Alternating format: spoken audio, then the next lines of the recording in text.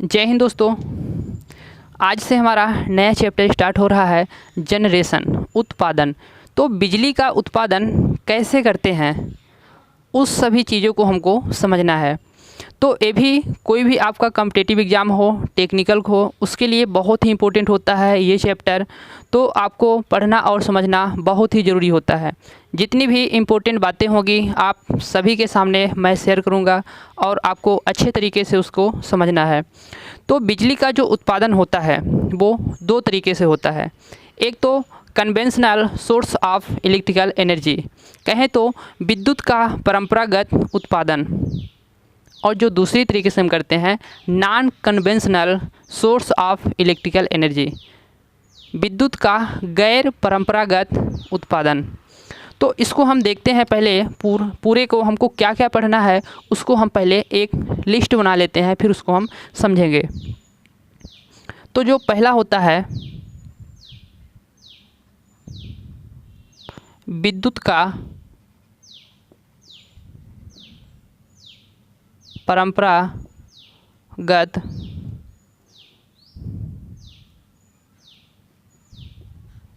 उत्पादन, विद्युत का परंपरागत उत्पादन।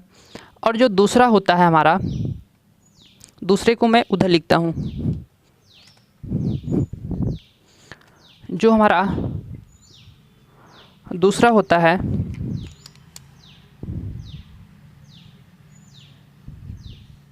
विद्युत का गैर परंपरागत उत्पादन।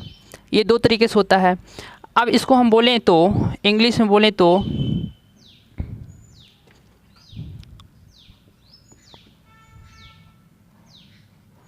कन्वेंशनल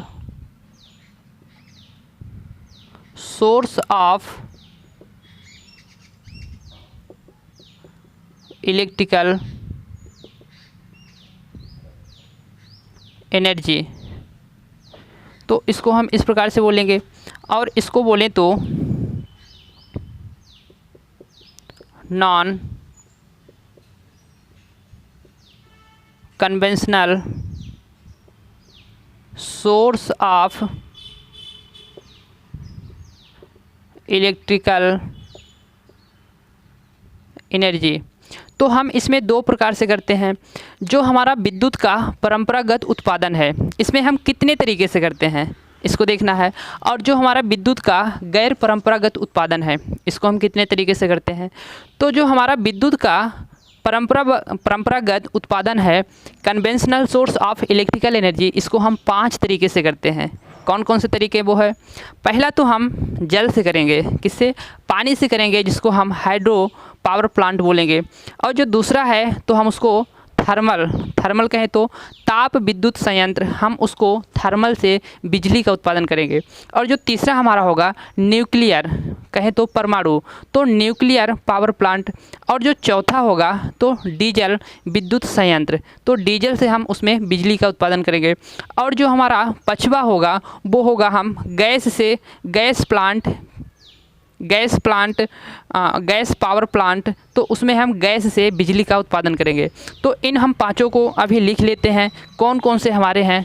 तो इसका लिस्ट आपको बनाना ज़रूरी है, क्योंकि आपको पूरे टॉपिक के बारे में विवरण हम लास्ट तक में देंगे।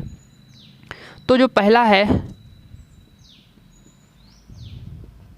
Hydro power plant. Hydro power plant को हम क्या बोलेंगे? जल विद्युत संयंत्र, तो जल विद्युत संयंत्र बोलेंगे। और जो दूसरा हमारा है तो इसको हम बोलेंगे thermal power plant. Thermal power plant को हम बोलेंगे ताप विद्युत संयंत्र। और जो हमारा तीसरा है तो इसको हम बोलेंगे न्यूक्लियर पावर प्लांट। तो न्यूक्लियर पावर प्लांट को हम बोलेंगे परमाणु विद्युत संयंत्र, परमाणु विद्युत संयंत्र। और जो हमारा यहाँ पास चौथा है वो है डीजल पावर प्लांट। तो डीजल पावर प्लांट को हम डीजल विद्युत संयंत्र लिखेंगे, डीजल विद्युत संयंत्र। और जो हमारा आखिरी है इसमें और लास्ट है वो है गैस पावर प्लांट। गैस को हम लिखेंगे, गैस से लिखेंगे गैस विद्युत संयंत्र। तो गैस विद्युत संयंत्र। तो इतने तरीके से हम 5 तरीके से क्या करते हैं, ये विद्युत का परंपरागत उत्पादन हम करते हैं। अब इसको भी हम लिस्ट में बना लेते हैं कि जो गैर परंपरागत उत्पादन होता है वो किस चीज़ों से हम करते हैं। तो इसको हम कलर चेंज करके लिखते हैं। तो इसमें हम कौन से कलर, रेड से लिखते हैं। तो इसमें हम 6-7 प्रकार से देखेंगे, इसको हम लिस्ट बना लेते हैं, बाकी एक एक को हम पूरा डील कराएंगे, पूरा इसका विवरण देंगे, आपको कोई टेंशन लेने की आवश्यकता नहीं है। तो फिर हम इसमें लिखते हैं जो पहला है। आपको वीडियो क्लियर दिख रहा, ज़्यादा छोटे वर्ड तो नहीं है मेरा, ठीक है, वीडियो दिख रहा क्लियर। तो इसमें हम जो पहला होगा हमारा, तो एक होता है विंड टरबाइन।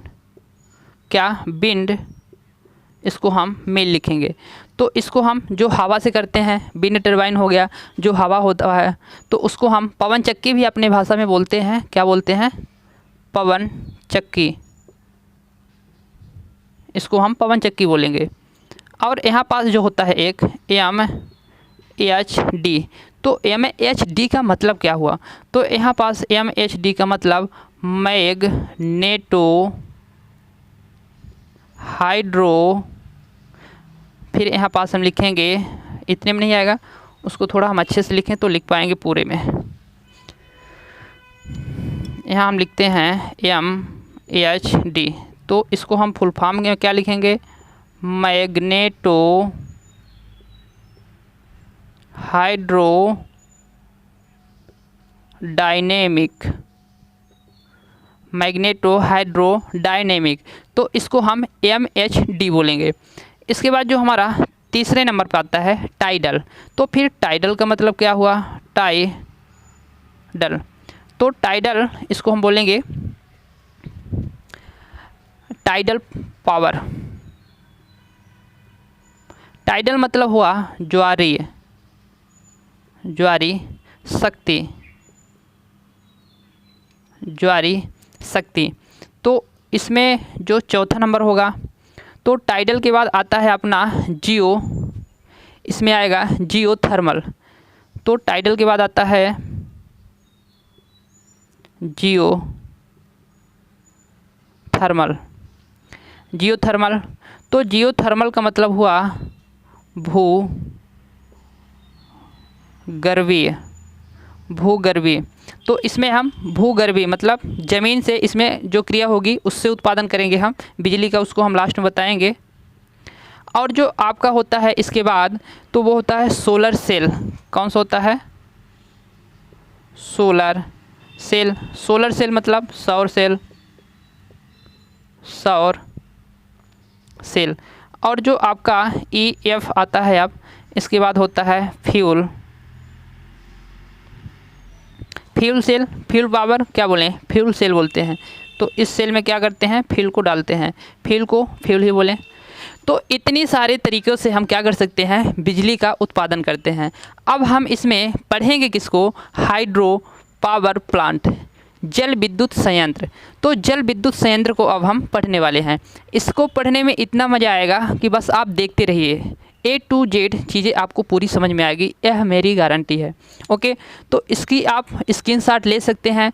आपको दिक्कत होगी पढ़ने के लिए, हमको पता है। तो इसी के लिए, आपकी समस्या के लिए हम क्या किए हैं कि प्रॉब्लम ना हो, तो पूरी PDF आपको हम टेलीग्राम में अवेलेबल कर दिए हैं। वहाँ टेलीग्राम में जाके लवकुश प्रजापति ऑफिशियल में आप ज्वाइन होइए और वहाँ से पूरा PDF का आनंद उठाइए। ओके, तो चलिए अब हम बढ़ते हैं, इसका स्क्रीनशॉट आप ले चुके होंगे।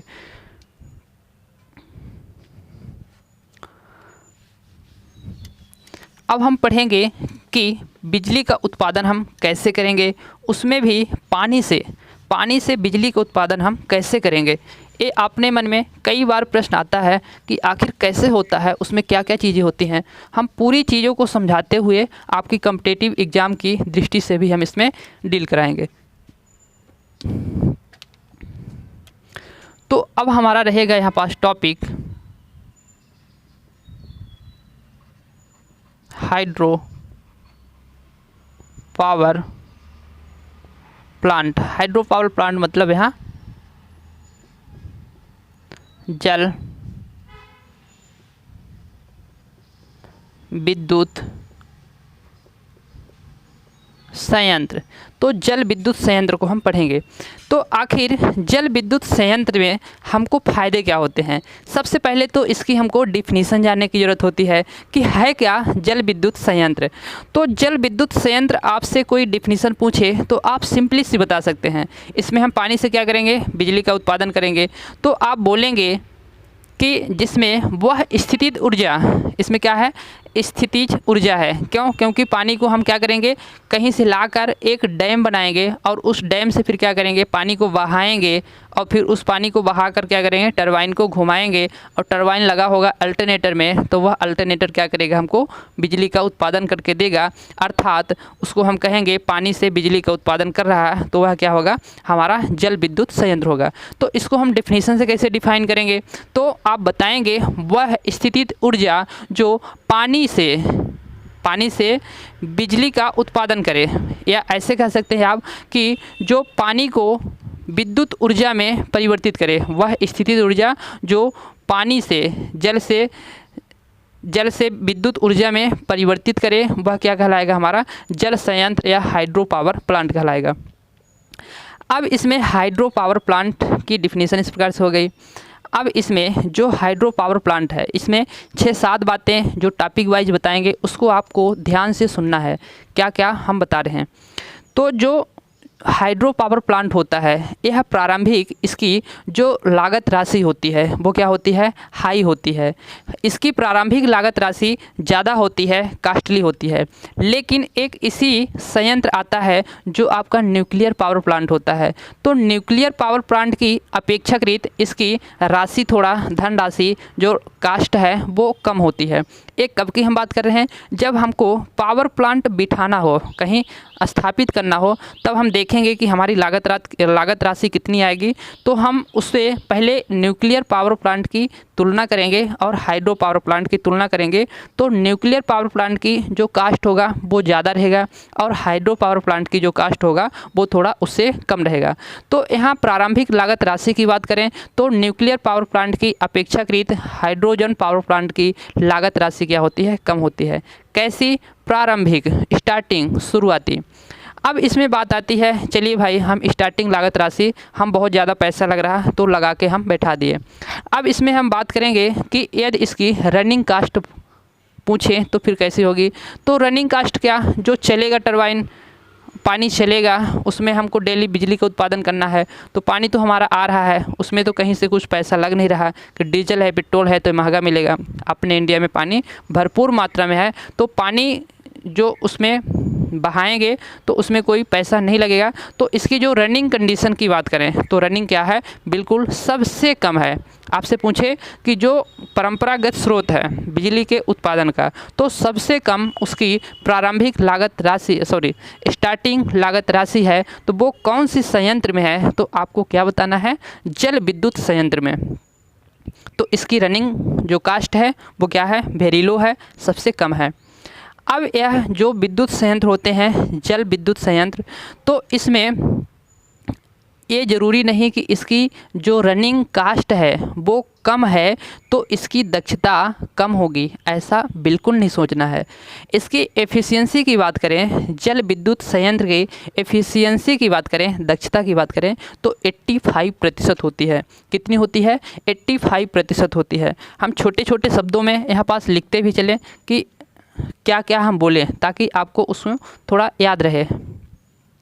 तो इसमें जो प्रारंभिक लागत राशि, लागत मतलब लगने वाली राशि, लागत राशि है वो क्या है, ज़्यादा है। लेकिन आपको याद क्या रखना है, न्यूक्लियर पावर प्लांट से कम है, ज़्यादा है परंतु न्यूक्लियर पावर प्लांट से कम है। और इसमें हम दूसरी बात लिखें कि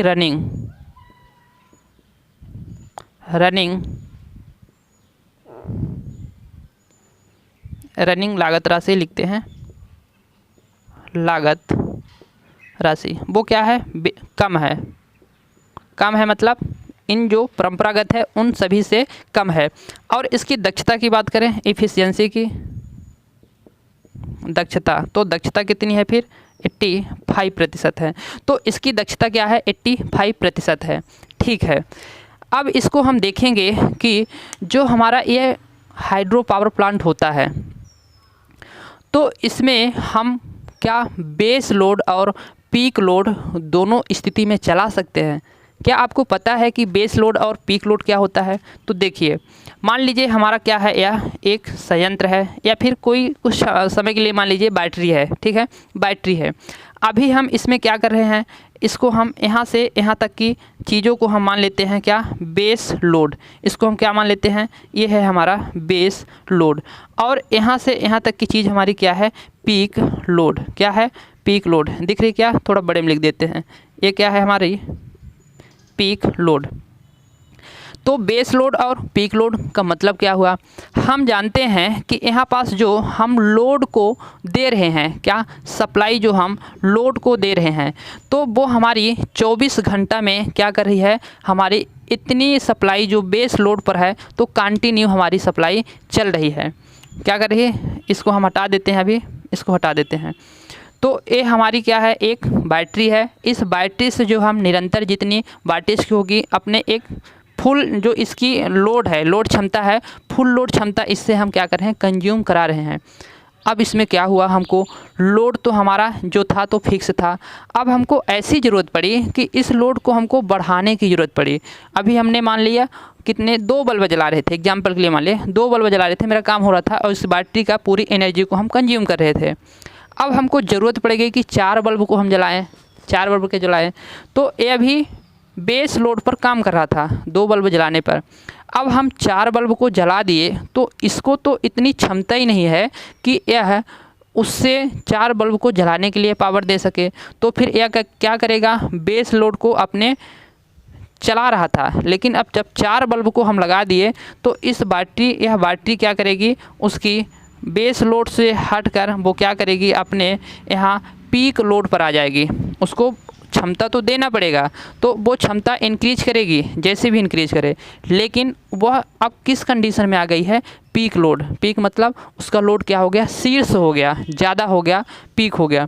तो बेस लोड और पीक लोड में आपको डिफरेंट समझ में आ गया होगा कि 24 घंटे के अंदर जो कंटिन्यू हमारी एनर्जी का कंज्यूम हो रहा है, तो यदि उससे कहीं ज़्यादा हम अचानक सा लोड बढ़ गया है तो फिर हम उसको कंज्यूम कराने की जो उसकी शक्ति होगी उसको हमको देना पड़ेगा। तो कंज्यूम कराने की जो शक्ति हमारी बढ़ गई उसको जो दे रहे हैं, तो उस स्थिति में वह किस लोड पर काम कर रहा, वह पीक लोड पर काम कर रहा। आपको बेस लोड और पीक लोड दोनों चीज़ें समझ में आ गई होगी। तो यह जो हमारा हाइड्रो पावर प्लांट होता है तो वो कैसे काम करता है, वो बेस लोड और पीक लोड दोनों पर काम करता है। बेस को क्या बोलेंगे हम, आधार बोलेंगे, बेस को आधार बोलेंगे, एंड पीक, पीक यानी क्या बोलेंगे हम, शीर्ष बोलेंगे। तो यह दोनों पर क्या करता है, बिल्कुल सेटिस्फाई काम करता है। ओके, अब यह बेस लोड और पीक लोड पर काम कर रहा है, ठीक है।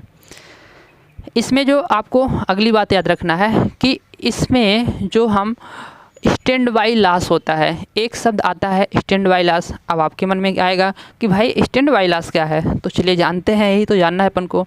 तो इसमें जो स्टैंड बाई लॉस होता है वो बिल्कुल नहीं होता, पहले हम यहाँ लिख दें स्टैंड बाई लॉस। तो स्टैंड बाई लॉस क्या नहीं होता। अब है क्या भाई, तो जैसे आपने क्या किया, थर्मल पावर प्लांट लिया, थर्मल पावर प्लांट में हम कोयले को जलाकर उसको पानी को गर्म करेंगे और एक बॉयलर में क्या करेंगे, उसमें पानी को गर्म करेंगे और जो उसकी स्टीम होगी तो उसको हम एकत्रित कर लेंगे और फिर उसको जब हमको ज़रूरत पड़ेगी तो उसको हम प्रेशर दे के टरबाइन को घुमाएंगे। तो स्टीम को जो हम एकत्रित किए हैं, ठीक है, तो अभी हम एकत्रित किए हैं, अब हमको ऐसा काम पड़ गया कि अरे भाई उस स्टीम को आज हमको यूज ही नहीं करना है, आज कुछ काम चल रहा है आगे, तो उस स्टीम को आज हमको यूज नहीं करना है, तो हमको परसों करना है। तो अब क्या करें भाई, वो तो स्टीम है, वो धीरे धीरे क्या होगी, लीकेज हो जाएगी, ख़त्म हो जाएगी। तो उसको हम कहेंगे कि ये तो स्टैंड बाई लॉस हो गया। अरे क्या हो गया, स्टैंड बाई लॉस हो गया। तो उसको हम कहेंगे कि स्टैंड बाई लॉस उसमें होता है, थर्मल पावर प्लांट में स्टैंड बाई लॉस होता है। लेकिन इसमें क्या है, हमारे हाइड्रो में पानी अभी हमको ज़रूरत है तो पानी हमने बहा लिया, बिजली का उत्पादन कर लिया, जब मन हो तब मनमौजी काम करते रहेंगे हम। तो इसमें स्टैंड बाई लॉस का कोई उसमें क्रिया है नहीं, तो स्टैंड बाई लॉस इसमें नहीं होता। तो हाइड्रो पावर प्लांट में स्टैंड बाई लॉस नहीं होता, इस चीज़ को आपको याद रखना है। अब देखिए, इस पावर प्लांट को यदि आपसे पूछे कोई कि स्टार्टिंग करने में कितना टाइम लगता होगा, 2-3-4 दिन लगता होगा क्या, ऐसा कोई पूछे तो आप क्या बताएंगे? अरे इस पावर प्लांट में क्या है, हमको अल्टरनेटर हम लगा के तैयार करके रखे हैं, पानी गिरा देंगे धड़ाधड़, वो टरबाइन को घुमाएगा, स्टार्ट हो जाएगा, क्या है। तो स्टार्ट करने में इसमें ज़्यादा टाइम नहीं लगता। तो फिर टाइम कितना लगता है, तो अरे स्टार्ट करने में 4-5 मिनट में स्टार्ट हो जाता है भाई। तो इसमें कितना लगता है, 5 से 10 मिनट, 5 से 10 मिनट इसमें स्टार्ट करने के लिए टाइम लगता है। तो इस चीज़ को आपको याद रखना है, स्टार्ट करने के लिए कितना टाइम लगता है, 5 से 10 मिनट टाइम लगता है। इसके बाद इस हम पावर प्लांट को लगाते कैसे एरिया में होंगे, कौन से क्षेत्र में लगाते होंगे, शहरी क्षेत्र में, ग्रामीण क्षेत्र में, पहाड़ी क्षेत्र में, कहाँ लगाएंगे।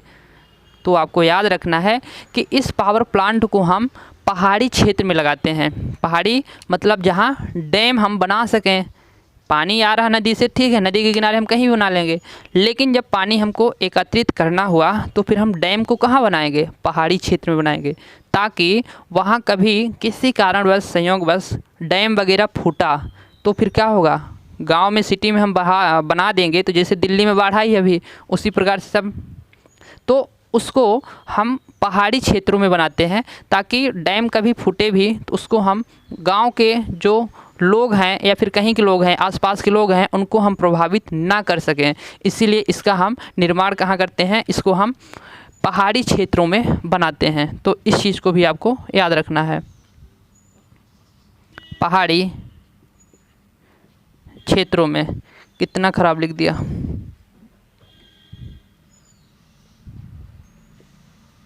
पहाड़ी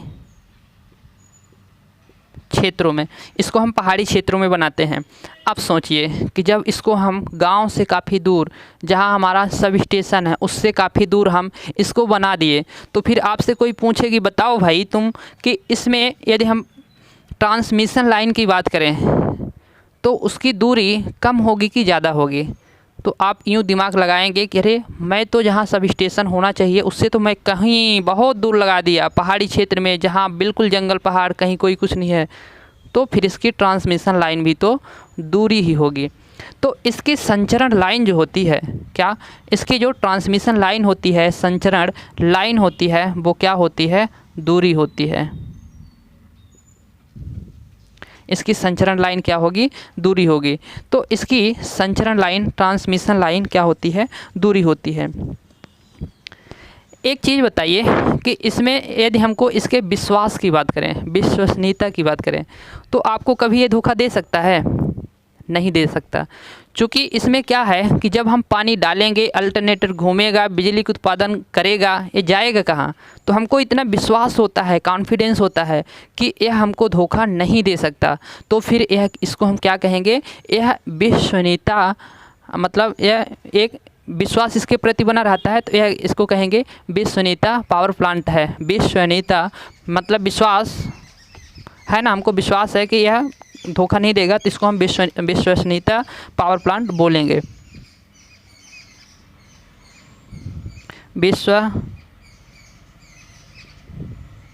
विश्वसनीयता। तो इसमें क्या है, हमको विश्वास रहता है। विश्वसनीयता ये क्या है, पावर प्लांट है। अब जब हमको विश्वास है कि ये जल्दी ख़राब नहीं होगा, तो फिर आपसे पूछे कोई कि इसकी उम्र बताओ भाई कितनी होती है, कितने साल तक चलेगा, इसका कुछ है, तो आप एग्जैक्ट तो नहीं बता सकते, लेकिन इसके डाटा के हिसाब से, अध्ययन की दृष्टि से आप बता सकते हैं कि इसकी जो उम्र होती है तो लॉन्ग लाइफ होती है, लॉन्ग लाइफ।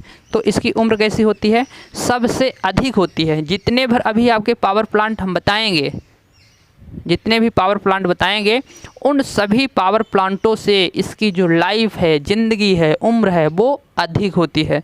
तो इसकी लाइफ को क्या करेंगे आप, क्या कहेंगे आप कि इसकी उम्र क्या होती है, अधिक होती है। अधिक क्या, उम्र, ज़िंदगी, लाइफ। तो इन चीज़ों को अभी आपको बेसिक याद करना था, बेसिक समझना था, चीज़ों को बेसिक जानना था कि पावर प्लांट के बारे में ये सारी विशेषताएं होती हैं। अभी मैं पावर प्लांट स्टार्ट नहीं किया कि ये कैसे काम करता है, क्या क्या इसके पार्ट हैं, अब स्टार्ट करने वाले हैं। ये तो अभी ट्रेलर था पावर प्लांट का, अभी तो बाकी है, क्या समझ रहे हैं आप। तो इतनी सारी चीज़ें आपको समझ में आ गई होगी। अब हम स्टार्ट करेंगे पावर प्लांट की स्ट्रक्चर, संरचना और उसकी कार्यविधि और उसके पार्ट, अंग, उन सभी चीज़ों के बारे में हम समझेंगे। ओके, ये चीज़ आप नोट करना चाहें तो नोट कर सकते हैं, या पूरी चीज़ तो समझ में आई गई होगी, अदरवाइज़ इसको हम मिटाते हैं।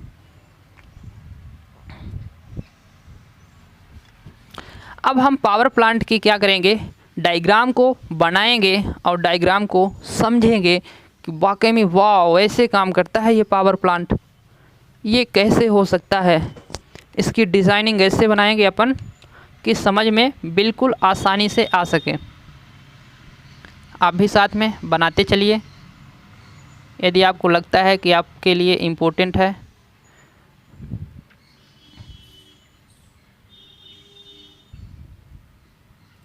ये हो गया हमारा, क्या हो गया, घर नहीं, जो भी है तो भी आप देखेंगे कि क्या है। ये हो गई सीधी लाइन और यहाँ पास ये हो गई सीधी लाइन। इसको हम नाम अभी दें, चलिए दूसरे कलर से नाम देंगे। और यहाँ पास ये हो गया, इसको ऐसे बनाएंगे और इसको कुछ इस प्रकार से बना देंगे। अब हम इसको कुछ इस प्रकार से बना देंगे और आप भी कुछ इस प्रकार से बना लेंगे।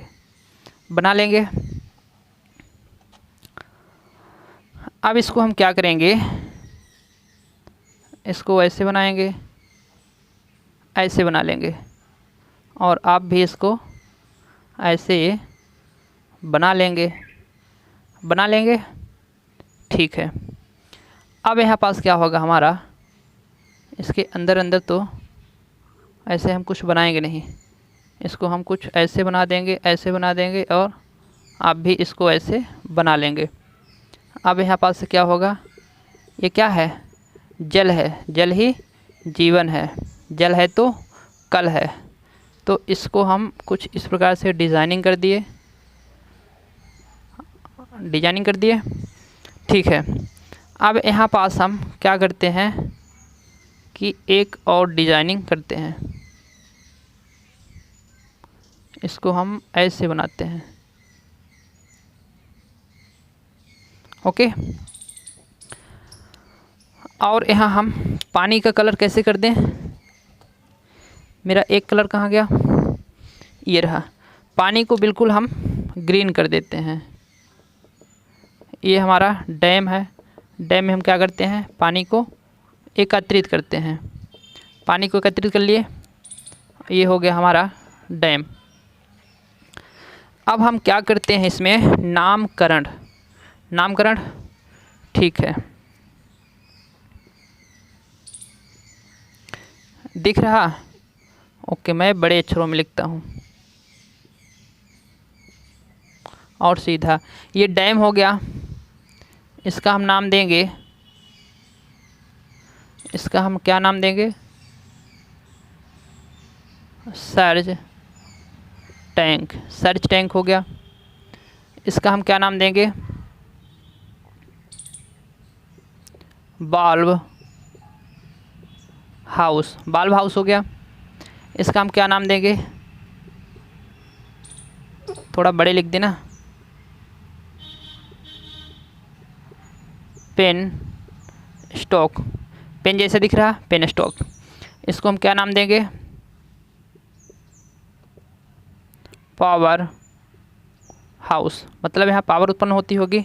ठीक है, ये देख रहे हैं आप कि ये प्रारंभिक वाली इसकी स्ट्रक्चर है और ये क्या है? सबसे लास्ट वाली है। तो लास्ट में क्या रहती है? पशुओं के लास्ट में क्या रहती है? टेल, टेल मतलब पूंछ रहती है। और यहाँ हो गई रेस, टेल रेस इसको बोलेंगे। और यहाँ क्या बोलेंगे हम? यहीं तो पानी एकदम प्रेशर से जाएगा। कैसे जाएगा? प्रेशर से जाएगा, तो इसको हम प्रेशर चैनल बोलेंगे। ओके, प्रेशर चैनल, इसको हम यहाँ लिख दें तो फिर हमको यहाँ लिखने में काम आएगा, प्रेशर चैनल।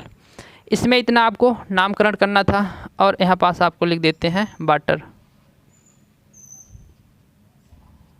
ये हो गया वाटर। अब इसको हम समझते हैं कि आखिर इसका कैसे कार्य विधि होता है। वीडियो चल रहा? ओके, झमाझम चल रहा सब। इसको थोड़ा हम इतने पर सेट कर दें। ओके गाइस, तो हम स्टार्ट करते हैं अब कि ये जनरेशन जो पावर प्लांट होता है, जल संयंत्र होता है, ये कैसे काम करता है। तो सबसे पहले अपन क्या करते हैं कि पानी को हम एकत्रित कर लिए एक डैम में। अब हम ये डैम बना लिए। अब पानी को क्या करेंगे? हम धीरे धीरे ले जाएंगे। कहाँ ले जाएंगे? यहाँ पास हमारा होगा अल्टरनेटर और टरबाइन होगा। ये पावर हाउस है, यहाँ पास अल्टरनेटर और टरबाइन होगा। इस टरबाइन पर हम क्या करेंगे? पानी का प्रेशर देंगे। अल्टरनेटर जो होगा तो टरबाइन से एक संधि बनाया होगा, जुड़ा होगा, कंबाइन होगा। उस अल्टरनेटर को हम क्या करेंगे? टरबाइन की सहायता से पानी डालकर घुमाएंगे और यह अल्टरनेटर क्या करेगा? हमारा पावर, यहाँ मतलब विद्युत, तो अल्टरनेटर हमारा पावर का उत्पादन करेगा। पानी डालेंगे तो पानी हमको कितना डालना है उसके लिए हम क्या करते हैं? यहाँ पास एक बाल्ब लगा लेते हैं। तो जो ये बाल्ब वाला घर है, मतलब बाल्ब हाउस, हाउस मतलब घर, तो बाल्ब वाला घर है, तो यहाँ से हम क्या करेंगे? पानी को कंट्रोल करने के लिए बाल्ब लगाए रहते हैं। ये हमारी क्या हो गई? Basic structure. ये हो गया हमारा क्या? प्रेशर चैनल, यहाँ से पानी जाता है प्रेशर से। और ये हो गया पेन स्टॉक, पेन स्टॉक मतलब जो पानी जाने के लिए हमको एक रास्ता देता है। तो पेन जैसे दिख रहा है आपको, पेन स्टॉक, इसको याद रख सकते हैं। और यहाँ पास हो गया सर्ज टैंक। अब पूरे के बारे में हम क्या करेंगे? बिल्कुल निचोड़ निकालेंगे कि कैसे आखिर क्या इसका काम है। जो हमारे एग्ज़ाम में आ गया था, जब मैं पढ़ाई कर रहा था तो पूछ लिए थे हमारे सर कि पेन स्टॉक क्या होता है, आप बताइए। तो इसको पेन स्टॉक को हमको कैसे समझना है? जो पेन स्टॉक होता है तो यह बना किस चीज़ का होता है, सबसे पहले आपको यह जानना जरूरी होता है। तो जो पेन स्टॉक होता है आपका कंक्रीट, सीमेंट या फिर लोहे का बना होता है। लोहे का एक पाइप है, कंक्रीट, सीमेंट या लोहे का पाइप, इसको हम बोल रहे हैं। बाकी हेडिंग वाइज हेडिंग इसको हम लिख रहे हैं अभी कि क्या क्या मैं समझा चुका हूँ, इस नहीं तो मैं भूल जाऊँगा कि क्या क्या मैं समझा चुका हूँ। तो सबसे पहले हम लेते हैं किसको? Penstock. तो पेन स्टॉक क्या है, आपको क्या रखना है याद पेन स्टॉक में? कि जो पेन स्टॉक होता है यह कंक्रीट, सीमेंट या लोहे की पाइप का बना होता है। काम क्या है इसका? पानी को ले जाने के लिए यह एक पाइप है। अब जो पेन स्टॉक होता है तो पूछता है कि पेन स्टॉक किसके बीच में बना होता है, किसके बीच में लगा होता है। तो आप यहाँ पास क्या बताएंगे? ये है हमारा पावर हाउस है। और यहाँ पास क्या है? बाल्ब हाउस है। तो किसके बीच में लगा है? ये जो पेन स्टॉक है यहाँ से यहाँ से यहाँ तक, यहाँ से यहाँ तक, तो किसके बीच में लगा है? बाल्ब हाउस और पावर हाउस, इन दोनों के बीच में लगा है। तो ये होता है पेन स्टॉक।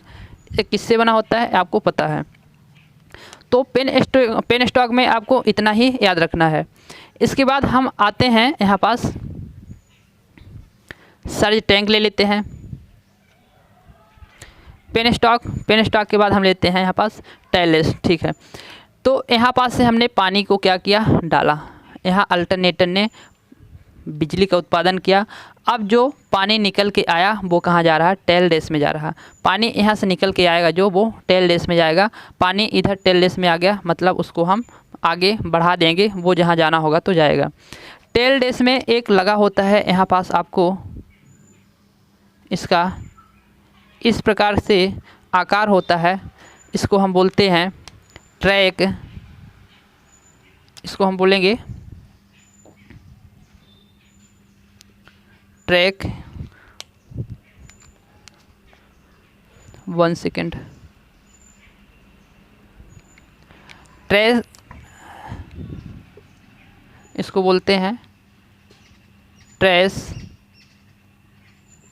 रैक्स, इसको बोलेंगे हम ट्रैक रेस। ये क्या है ना, एक्चुअली आपके बुक वगैरह में नहीं दिया रहता, तो इसको आपको याद रखना है, ये भी इम्पोर्टेंट होता है। तो ये जो ट्रेस रेस है, तो यहाँ से हमने क्या किया,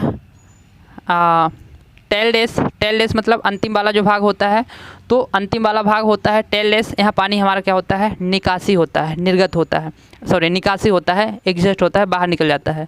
तो पानी को यहाँ पास निकलता है, लेकिन एक होता है ट्रेस रेस। ये ट्रेस रेस क्या होता है, तो ट्रेस रेस क्या करता है कि पानी जो यहाँ से हमारी निकल रही है, यहाँ पास हमारा क्या है, अल्टरनेटर में टरबाइन लगी है।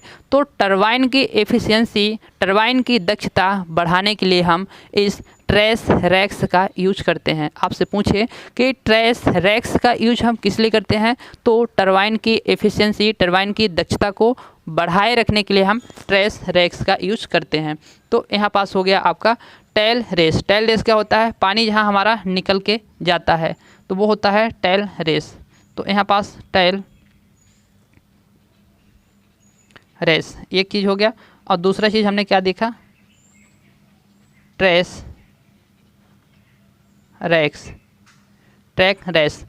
अब इसमें जो हम चौथा चीज़ देखेंगे, तो क्या हम चौथा चीज़ देखेंगे इसमें, सर्ज टैंक।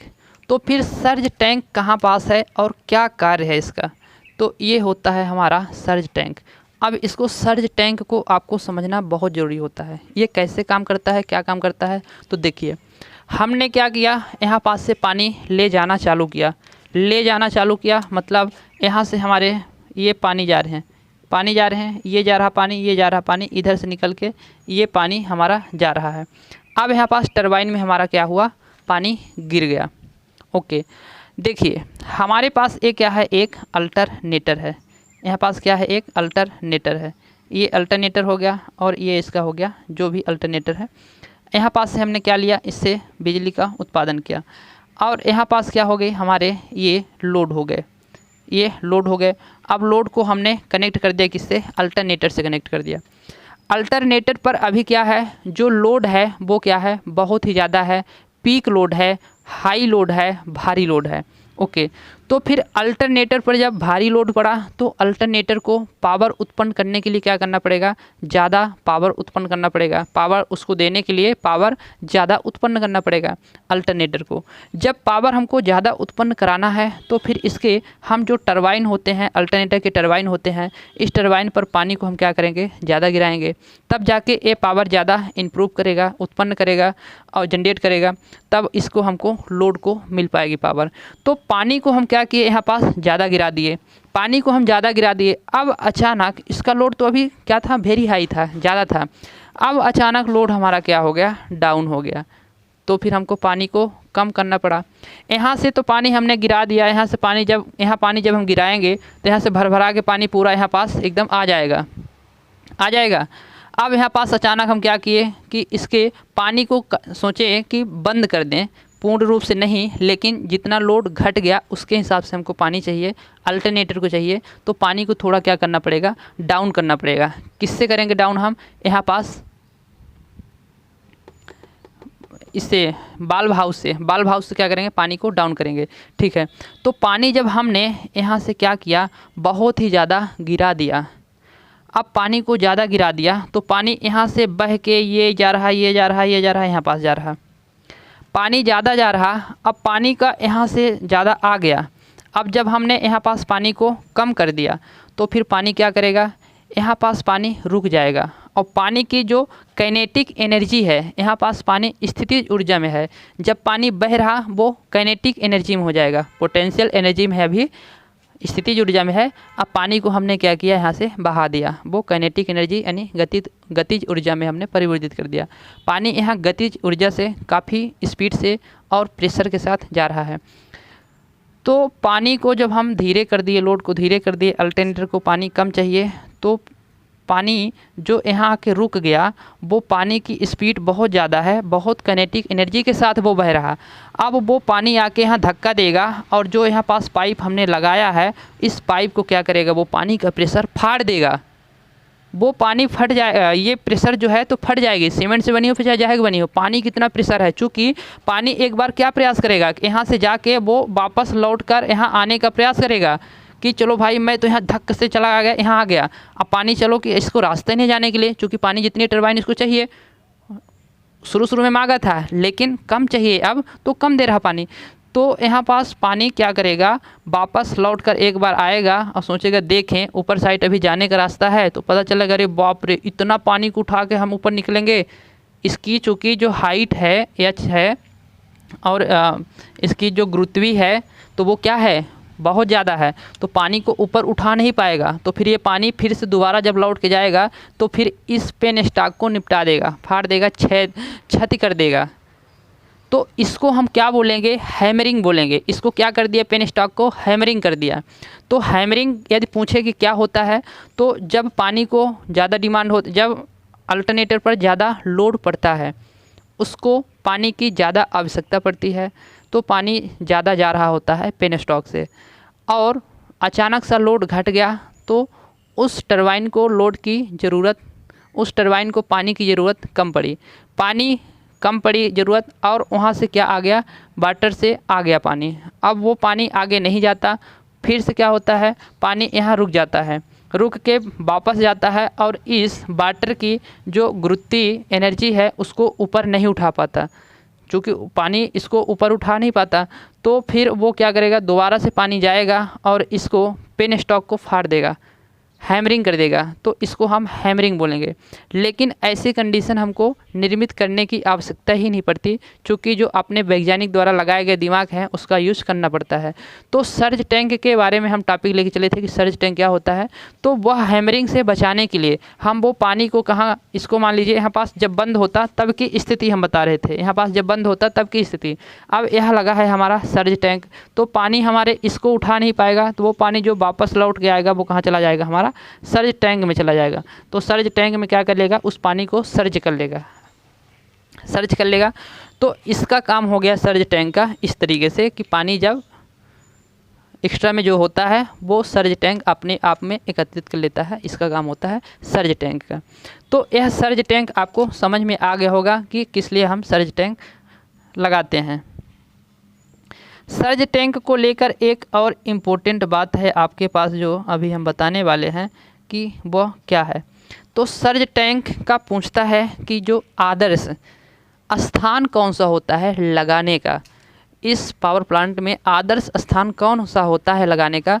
तो अभी हम फ़िलहाल किसके बीच में लगाए हैं, यहाँ पास अभी जो फ़िलहाल लगाए हैं हम, तो यहाँ पास पेन स्टॉक और प्रेशर चैनल की जो संधि है, इन दोनों का जो कंबाइन जॉइंट है उसके बीच में लगाए हैं। लेकिन पूछता है कि सर्ज टैंक लगाने का आदर्श स्थान क्या है। तो आप बताएंगे कि वो पावर हाउस के पहले वाला जो स्थान है, वो पावर हाउस के पहले वाला स्थान और यहाँ बाल्ब हाउस के बीच में। तो आप ऐसे नहीं बताएंगे, घुमा फिरा के सीधे बताना है कि पावर हाउस के जस्ट पहले ही सर्ज टैंक लगाने का जो आदर्श स्थान होता है, तो वह होता है ये पावर हाउस के पहले वाला जगह। यदि आदर्श की बात करें तब आपको यहाँ बताना है, लेकिन जो हम फिजिकली लगाते हैं अपने प्रयोगों में, तो वो लगाते कहाँ हैं, प्रेशर चैनल और यहाँ पेन स्टॉक के जो कंबाइन संधि होती है उसके बीच में लगाते हैं। तो फिर यहाँ हम क्यों नहीं लगाते, क्या कारण है। यहाँ लगाने से कारण हमको ये दिक्कत होगी कि अभी इसकी हाइट मान लेते हैं कि कितना है, यहाँ से यहाँ तक है, ओके। अब इसके जब हम सर्ज टैंक को लगाएंगे तो यहाँ से लगाएंगे, तो इसकी हाइट अभी हमको यहाँ से यहाँ तक है, इतनी है मान लीजिए, तो इतनी हाइट है। अब जब हम लगा देंगे इसके यहाँ से लगाएंगे तो इतनी हाइट में लगाएंगे तो यहीं पास आएगा, पानी को ज़्यादा कर नहीं पाएगा। सीधी सी बात ये है, घुमा फिरा के हम ना बोले तो, कि सर्ज टैंक को हम यहाँ से लगाएंगे तो यहाँ से यहाँ तक की इसकी ऊंचाई ज़्यादा बढ़ानी पड़ेगी, और जब हाइट बढ़ेगी तो वह क्या होगा, यांत्रिक रूप से कमज़ोर होगा, वह मजबूत नहीं होगा, यांत्रिक रूप से कमज़ोर होगा। और जब पानी को एकत्रित करने का इसका टाइम आएगा तब खुद ही ले दे के उधर पड़ेगा, मतलब गिर जाएगा, बह बिला जाएगा। तो इसको यहाँ लगाने से बेटर है कि भाई हम एक मजबूत जगह पर लगाएंगे और सही तरीके से हमारा काम करे, हम ऐसे यहाँ इसलिए हम इस जगह को चूज करते हैं। तो सर्ज टैंक जो हमारा होता है प्रैक्टिकली जो प्रायोगिक रूप से होता है तो यहाँ पास लगा होता है, और जो आदर्श स्थान होता है वैसे यहाँ होता है। इन दोनों को आपको बेसिक डिफरेंस समझना है और याद भी रखना है। तो ये हो गई सर्ज टैंक के बारे में पूरी बातें। अब हम बात करेंगे इसमें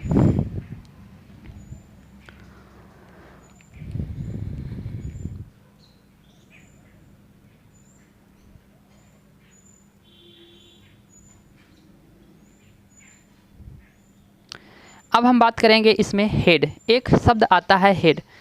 वीडियो दिख रहा है बराबर क्लियर? ओके, वीडियो दिख रहा है। अब इसमें एक आता है हेड, तो फिर हेड क्या है आप बोलेंगे कि आप लिखे भी नहीं हैं और उसके बारे में बताने भी जा रहे हैं कि हेड क्या है। तो हम बता देते हैं भाई हेड क्या है। देखिए यहाँ पास क्या है हमारा, ये पानी है। पानी कैसा है, टेलरेस का है। तो इस पानी, यहाँ पानी से, और ये जो पानी भरा है, ये जो पानी भरा है, इस पानी से इस पानी के बीच की, इसको हम उठा के कहाँ रख लेते हैं, यहाँ पास। अनुमान लगाते हैं कि यहाँ पास है, इसकी सीधी रेखा खींचे तो यहाँ पास आ गई। इस पानी से और इसके बीच की जो लेंथ होगी, लंबाई होगी, या तो फिर इसको हम ला लेते हैं सीधे सीधे सीधे सीधे हम कहाँ ला लें, इतना मान लेते हैं। किसकी बराबरी कहाँ पास है, यहाँ पास टेलरेस की बराबरी है। यहाँ से और यहाँ, इन दोनों के बीच की जो ये ऊंचाई होगी, ये जो ऊंचाई होगी, तो इसका हम क्या नाम देंगे, हेड नाम देंगे। इसका नाम क्या देंगे हम, हेड नाम देंगे। अरे अच्छे से नहीं लिख पाए तो हिंदी में लिख देते हैं ना,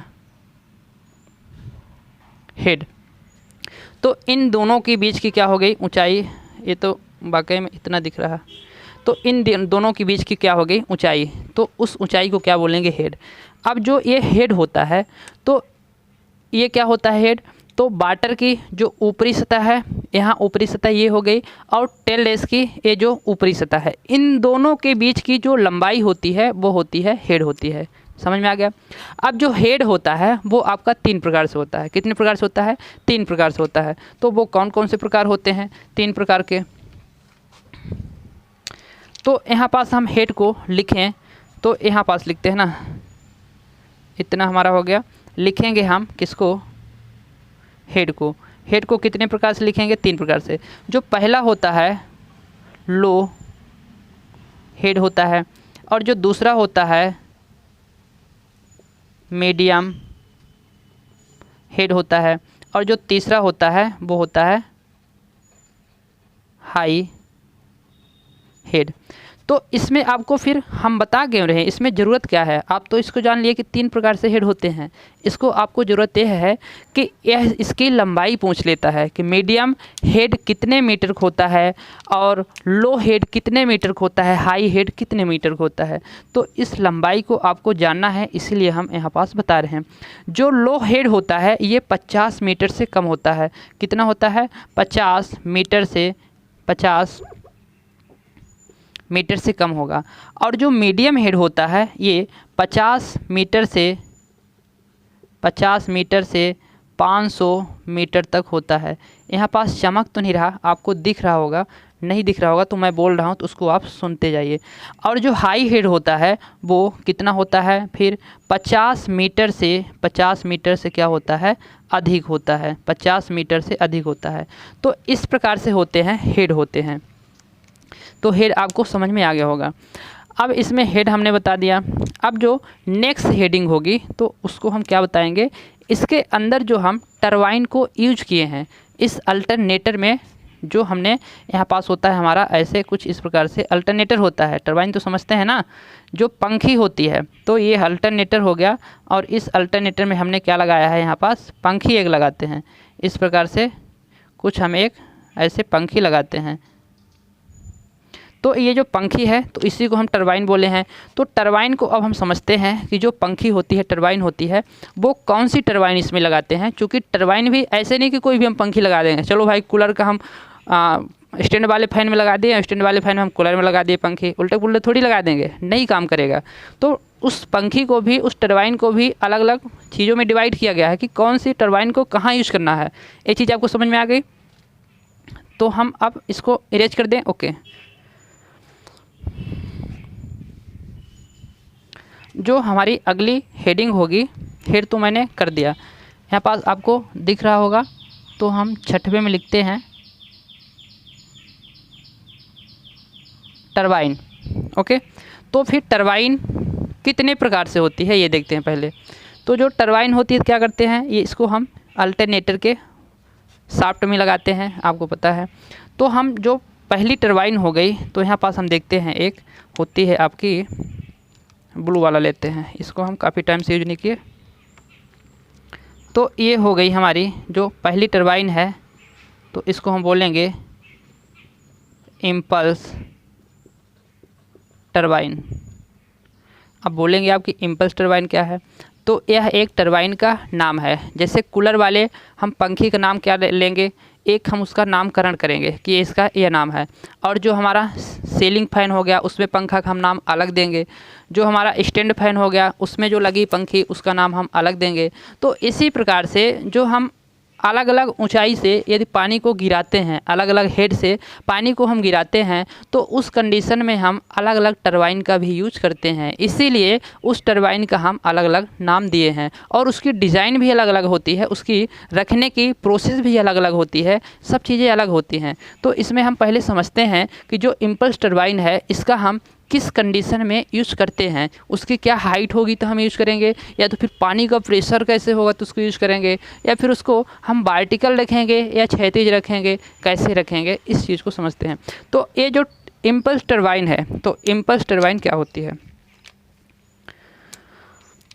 तो हम पहले तो हमको देखना चाहिए कि जो हमारी यहाँ पास हो गई एक इम्पल्स टरबाइन। इम्पल्स टरबाइन को ज़्यादा अच्छा तो हम डायग्राम बना नहीं पाएंगे, फिर भी प्रयास करेंगे कि आप समझ पाएंगे कि कुछ इसी प्रकार से टरबाइन होती है। तो इसको हम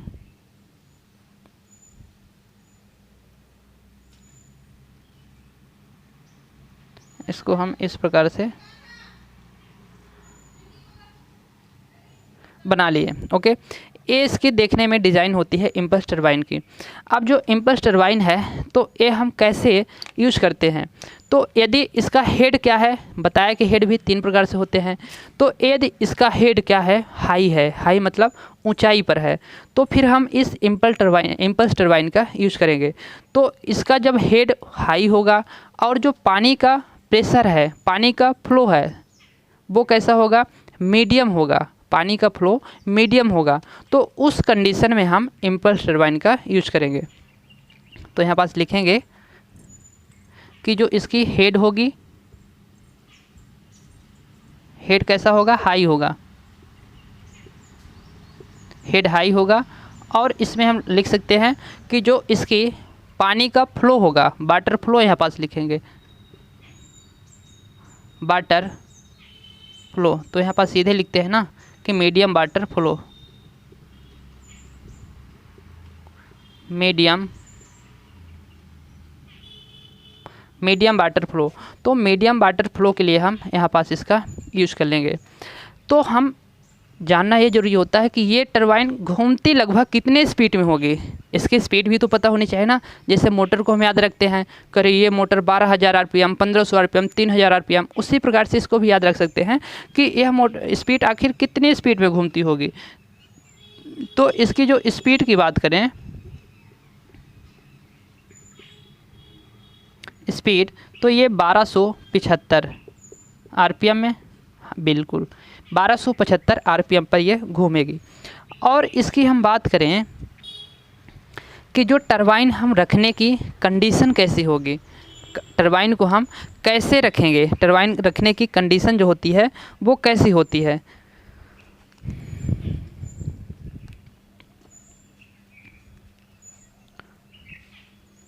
देखिए यहाँ पास थोड़ा ये सॉरी मिसमैच हो गया। यहाँ पास हमको मीडियम नहीं, यहाँ पास बल्कि लो रखना है। यहाँ पास क्या रखना है, इसकी जो वाटर का फ्लो है वो क्या रखना है, लो रखना है।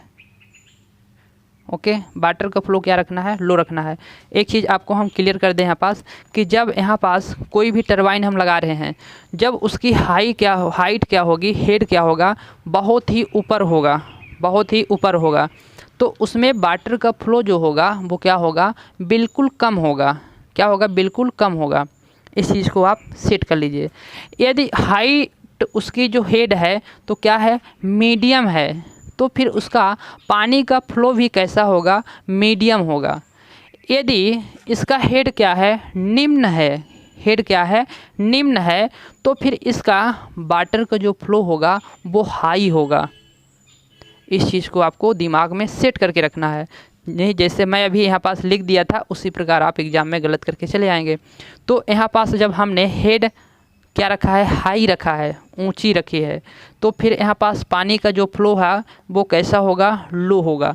इसकी हेड कैसी है, ऊपर है, तो इसमें वाटर का फ्लो कैसा होगा, बिल्कुल लो होगा।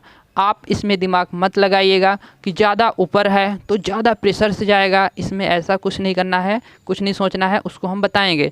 तो आपको सेट करके रखना है कि यदि हाइट उसकी क्या है, हाई है, तो वाटर का जो फ्लो होगा वो कैसा होगा, लो होगा। हाइट इसकी जो हेड है वो यदि मीडियम है तो फिर वाटर का फ्लो कैसा होगा, मीडियम होगा। यदि हाइट इसकी क्या है, कम है, ये नहीं कि हम ज़मीन में लगा दें, मतलब पूरी की एक एवरेज निकाल के यदि हाइट कम बोले तब की बात कर रहा हूँ। तो हाइट यदि क्या है, हेड क्या है, लो है, तो पानी का फ्लो क्या होगा, हाई होगा। इस चीज़ को आपको याद रखना है। इन सभी का उपयोग अलग अलग टरबाइन में अभी हम बताने वाले हैं, आप बिल्कुल चिंता कतई नहीं लेना। तो यहाँ पास 1200 RPM पर रहेगी। अब इसमें जो आपको टरबाइन को समझाने के लिए कि इसकी ब्लेड को हम कैसे रखेंगे, तो इसके लिए मैं अपना एक ढक्कन निकाल के आया हूँ, लेके आया हूँ। इस ढक्कन के माध्यम से समझते हैं ये क्या है, हमारी टरबाइन है। इसका ये टरबाइन है और यहाँ पास ये वाला भाग क्या है, टरबाइन है। अब इस टरबाइन में हमको लगाना है, तो हाइड्रो पावर प्लांट में इस इम्पल्स टरबाइन को, इम्पल्स टरबाइन भी ना इसके भी कई प्रकार से होते हैं। जैसे आपके पास कूलर हो गया तो एक बड़ा का कूलर होगा, बड़ा का, एक छोटा कूलर होगा, छोटा, तो उनमें लगाएंगे तो पंखे टरबाइन की ही, कूलर की ही लगाएंगे पंखे, लेकिन उसकी भी एक जो ब्लेड की मोटाई होगी, चौड़ाई होगी, वो छोटी होगी, बड़ी होगी, है तो कूलर की ही, लेकिन है तो अलग अलग ना, छोटे वाले कूलर में छोटका, बड़े वाले कूलर में बड़का, तो अलग अलग प्रकार से लगाएंगे ना। उसी प्रकार से जो इम्पल्स टरबाइन होती है वे भी साइज में वगैरह में सब अलग अलग आती है। तो यहाँ पास एक इसका इम्पल्स टरबाइन का एग्जाम्पल होता है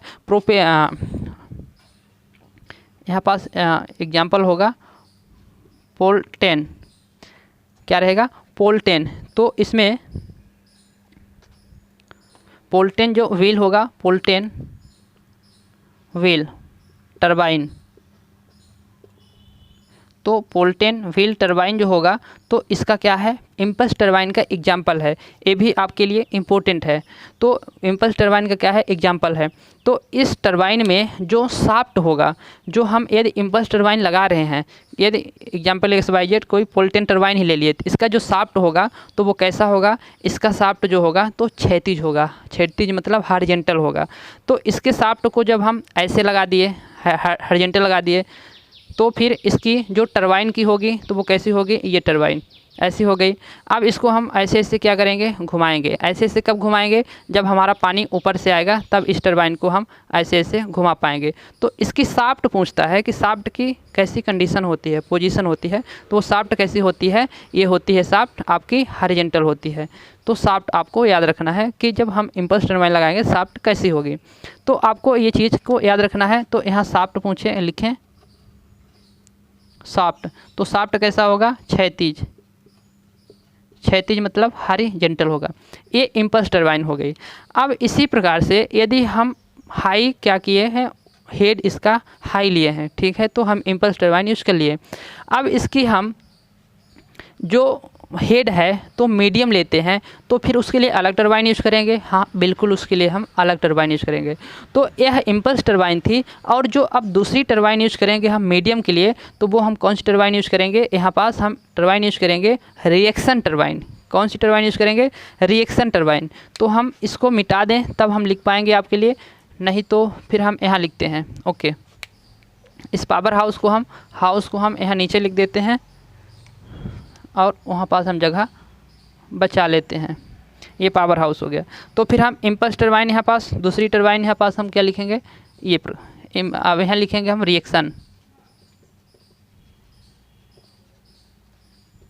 रिएक्शन टरबाइन मतलब प्रतिक्रिया टरबाइन।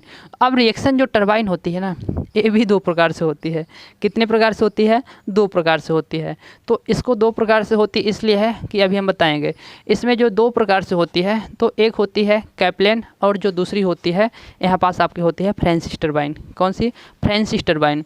तो एक होती है कैप्लेन और एक होती है फ्रांसिस टरबाइन। तो यहाँ पास हम देखेंगे पहले फ्रांसिस टरबाइन। फ्रांसिस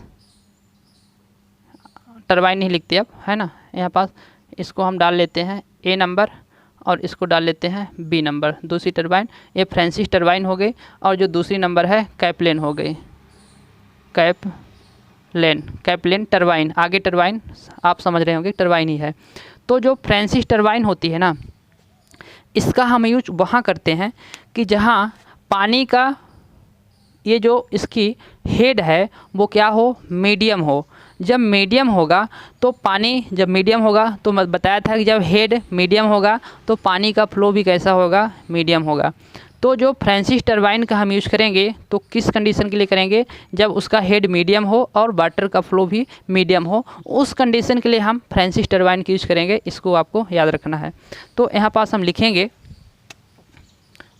इसको पावर हाउस को मिटाने से पड़ेगा, ठीक है। यहाँ पास हम लिख लेंगे पावर हाउस, ये पावर हाउस है। तो यहाँ जो वाटर का फ्लो है और क्या है? हेड है, उसकी बात बताई गई है। तो यहाँ हेड क्या है? हेड और वाटर फ्लो दोनों को लिख लेते हैं ना मीडियम सीधे। वाटर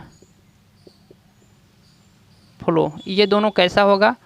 मीडियम होगा। ये दोनों कैसा होगा? मीडियम होगा। नहीं समझ में आ रहा? इसको हम ऐसे लिखेंगे मीडियम।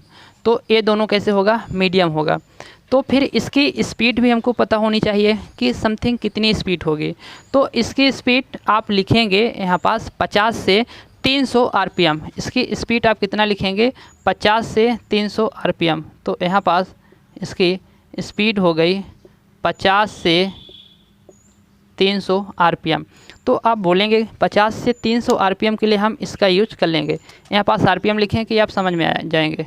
तो यहाँ आरपीएम 25 से 300 आरपीएम, इतना हम स्पीड को रख लिए। अब आप बोलेंगे कि भाई आप बताइए कि जब हमको हेड को क्या करना है? निम्न रखना है और पानी को, जो पानी का फ्लो है वो हाई रखना है, पानी का फ्लो हाई रखना है और हमको 300 से ज़्यादा स्पीड को रखना है। तो आप बताइए हम कौन सी टरबाइन यूज़ करेंगे? तो आप तो फिर दिमाग लगा ही नहीं पा रहे हैं कि कौन सी मेरे पास टरबाइन है। तो यदि उसका जो हेड है वो निम्न है और वाटर का फ्लो वो हाई है और 300 से ज़्यादा आरपीएम की हमको ज़रूरत है, तो वहाँ पास कौन सी टरबाइन यूज करेंगे? कल्पना नहीं पढ़ना है इसको, कैप्लेन टरबाइन पढ़ना है आपको, ठीक है। कैप्लेन। तो इसमें हम क्या लिखेंगे? हेड कैसा है? हेड कैसा? निम्न रहेगा। ओके, हेड कैसा रहेगा? निम्न मतलब लो रहेगा। वाटर फ्लो कैसा रहेगा? वाटर फ्लो कैसा रहेगा? यहाँ पास वाटर फ्लो हाई रहेगा, क्योंकि हेड निम्न है तो वाटर फ्लो हाई रहेगा। तो फिर आरपीएम कितनी होगी? स्पीड को लिखते हैं ना, आरपीएम को क्यों लिखते हैं? स्पीड कितनी होगी? 300 से 1500, 300 से 1500, क्योंकि 300 तक के लिए तो हम यही यूज़ कर लिए थे। अब 300 से 1500 के लिए हम फिर इसका यूज़ करेंगे। यहाँ पास आरपीएम लिखा है, आप समझ रहे हैं, ठीक है। अब इसके शाफ्ट भी क्या जानना चाहते हैं कि इसके शाफ्ट को कैसे रखते होंगे? तो उधर साइड हमने कैसा रखा था? हॉरिजॉन्टल रखा था।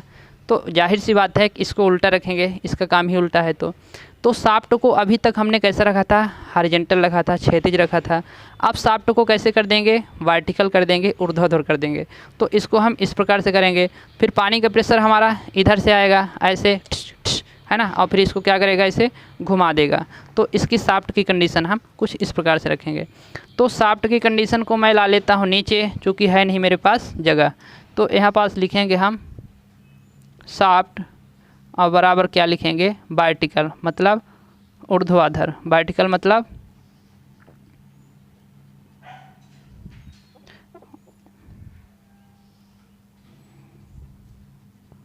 ऊर्ध्वाधर, वर्टिकल मतलब ऊर्ध्वाधर। तो इसके शाफ्ट की कंडीशन होगी ऊर्ध्वाधर।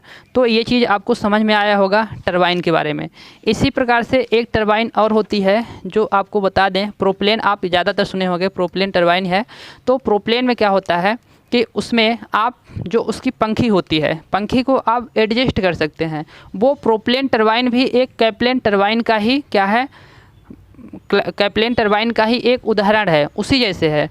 लेकिन कैप्लेन टरबाइन में क्या है कि इसकी ब्लेड, मान लीजिए कोई भी ब्लेड हो गई। अच्छा, आपको ये नहीं बताया कि ये रिएक्शन टरबाइन दिखती कैसी है। आपको ये पंखे जैसे दिखती है आपकी ये इम्पल्स टरबाइन, लेकिन आपकी रिएक्शन जो टरबाइन होती है, तो आपको ये त्रिशूल देख रहे हैं आप, तो इस प्रकार से त्रिशूल बना के आप यहाँ पास कमल का फूल लगा लीजिए। क्या लगा लेंगे, कमल का फूल। तो कुछ इस प्रकार से आपकी दिखती है जो रिएक्शन टरबाइन है। रिएक्शन टरबाइन इस प्रकार से दिखेगी आपकी, और ये वाली कौन सी है, इम्पल्स है। आप पहचान भी जाएंगे अब। तो ये जो क्या बताने, हाँ, कैप्लेन टरबाइन का ही प्रोपेलर टरबाइन क्या है, एक उदाहरण है। लेकिन कैप्लेन टरबाइन एक फिक्स रहती है, इसके एंगल को आप क्या कर सकते हैं, एंगल क्या है, फिक्स है। लेकिन यदि हम प्रोपेलर टरबाइन की बात करें तो वो क्या करिए, इस एंगल को हम यहाँ से अभी तक है ना फैला के इतना भर कर सकते हैं, इतना कर सकते हैं, मतलब वो एडजस्ट हो जाती है, उसके कोण जो है, एंगल है, वो एडजस्ट हो जाता है। तो वो प्रोपेलर टरबाइन भी इस प्रकार से होती है। टरबाइन बहुत सारी प्रकार की होती हैं, लेकिन जो इंपॉर्टेंट है वही अभी आपके लिए हम बता रहे हैं। ये पूरी चीज़ें आपको समझ में आ गई होगी। इसी प्रकार से एक प्रोपेलर टरबाइन होती है, एक बल्ब टरबाइन होती है, BULB। हालांकि हम चलिए दो ही याद रखते हैं ना, इम्पल्स टरबाइन और रिएक्शन टरबाइन। रिएक्शन टरबाइन में फ्रैंकलिन और कैप्लेन, ठीक है, ये चीज़ हो गई। अब आपको जो एक हम नया चीज़ बताएंगे तो उसका जो नाम होगा